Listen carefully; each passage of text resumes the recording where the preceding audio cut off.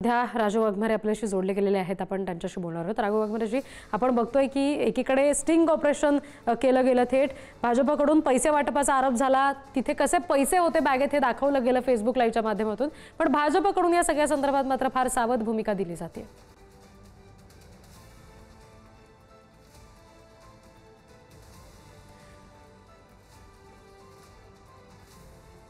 राजू वाघमारेजी, तुम्हाला थोडंसं थांबवते, आधी आपण या सगळ्या संदर्भातलं नेमकं रवींद्र चव्हाण यांचं वक्तव्य काय आहे पुन्हा एकदा आपण ऐकूया। 2 तारखेपर्यंत मला युती टिकवायची आहे, मी नंतर उत्तर देईन। नाही, खरं आहे का? पण निलेश राणे म्हणतात ते खरं आहे का? खोटा आहे। खोटा आहे का? पण तुमच्या आपलं स्पष्टीकरण द्या सर, काय सांगा। आता आपण राजू वाघमारे यांची प्रतिक्रिया घेऊया। राजू वाघमारेजी, माझा आवाज तुमच्यापर्यंत पोहोचतोय का? आता आपण प्रतिक्रिया सुद्धा बघितली रवींद्र चव्हाणांची, ते म्हणतात 2 तारखेपर्यंत युती टिकवायची आहे। नाही, ते बघा, भाजपचे प्रदेशाध्यक्ष जे म्हणाले ते बरोबर आहे की 2 तारखेपर्यंत युती आपली टिकली पाहिजे, कारण आम्हाला एकत्र इलेक्शन्स लढायचे आहेत आणि याच्या पुढचे पण आता मुंबई महानगरपालिका आहे, जिल्हा परिषद आहेत, आम्ही सगळीकडे महायुती म्हणून लढतोय, जिथे आवश्यक असेल तिकडे वेगळं लढणार आहे। त्याच्यामुळे आता नगर परिषदेच्या निवडणुकीमध्ये आम्ही एकत्र लढतोय, काही ठिकाणी वेगळे लढतोय, तर ती युती टिकली पाहिजे, बरोबर आहे। आणि या स्थानिक स्वराज्य संस्थांच्या निवडणुकांमध्ये सगळे जण, सगळे पक्ष, म्हणजे जे बरोबर आहेत ते बरोबर आहेत, जे बरोबर आहेत ते एकमेकांच्या विरुद्ध लढतायत, तर या लढतीमध्ये अशा प्रकारची वक्तव्य होतात आणि ती त्या स्थानिक स्वराज्य संस्थांच्या निवडणुकीपुरती मर्यादित असतात। त्याच्यामुळे त्याच्यात आपण वेगळा अर्थ काढून की बाबा आता ह्याच्यानंतर युतीमध्ये काही प्रॉब्लेम वगैरे, तर असं काही नाही।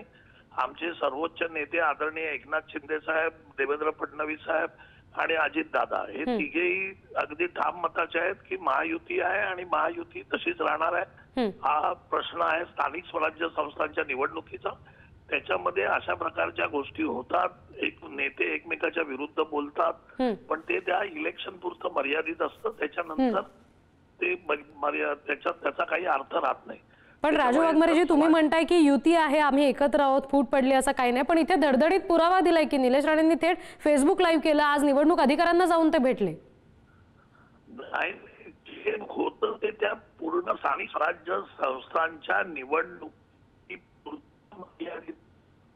जे काय होतं ते, जे नेते बोलतात, जे सगळं करतात ते त्या निवडणुकीपुरतं मर्यादित, त्याच्यानंतर त्याचा परिणाम युतीवर किंवा आघाडीवर काही होत नसतो। आता पवार साहेब काही ठिकाणी ठाकरे गट आणि आमच्या गटात कुठेतरी कुठे काँग्रेस आमच्या बरोबर आहे,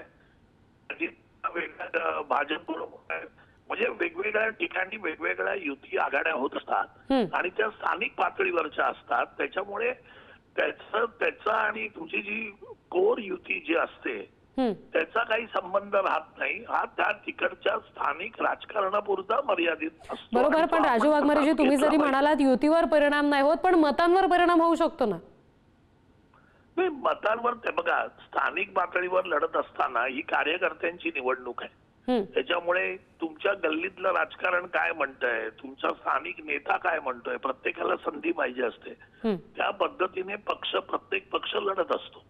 त्याच्यामुळे तो पक्ष तिथे विचार नाही करत की बाबा इकडे आता आम्ही तुम्हाला सांगतो की मी काँग्रेसमध्ये होतो, पण काँग्रेस आणि भाजपची गोंदियामध्ये युती होती, त्यांनी एकत्र नगर परिषद चालवत होते, त्याच्यामुळे आणि देशात आणि राज्यात तर सगळीकडे भाजपच्या विरोधात होतात, त्याच्यामुळे ह्या गोष्टी होत राहतात। याचा काही परिणाम जो स्थानिक मतावर होतोय तो झाला तरी काय, तो त्याच्यासाठीच असतं ना, ते राजकारण त्यांच्यासाठीच आहे ते।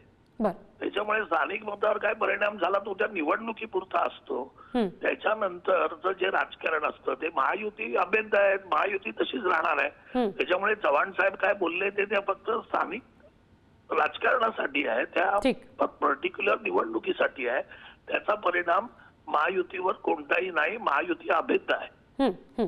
धन्यवाद राजू वाघमारेजी, आपण पुढे न्यूजशी सविस्तरपणे बोललात यासाठी।